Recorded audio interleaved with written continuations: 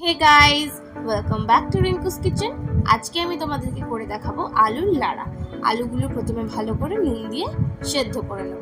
এদিকে নিয়ে নিয়েছি পেঁয়াজ আর কাঁচা লঙ্কা।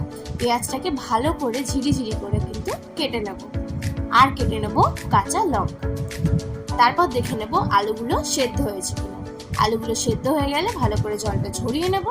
তারপর একটা প্লেটের মধ্যে সব আলুগুলো নিয়ে ভালো করে একটু মেখে নেব। এর মধ্যে একে একে দিয়ে দেবো পেঁয়াজ, কাঁচা লঙ্কা, দিয়ে দেবো কালো জিরে, আর দিয়ে দেবো লঙ্কার গুঁড়ো। লঙ্কার গুঁড়োটা অপশনাল, আপনারা চাইলে নাও দিতে পারেন। তারপর দিয়ে দেবো পরিমাণ মতো নুন। এটা মাথায় রেখে নুন দেবেন যে প্রথমে কিন্তু নুন দিয়ে আলুগুলো সেদ্ধ করা হয়েছে। ভালো করে মাখা হয়ে গেলে ফ্রাইং প্যানে দিয়ে দেবো সর্ষের তেল। তেলটা একটু গরম হয়ে আসলে মাখা আলুটা এর মধ্যে দিয়ে দেবো।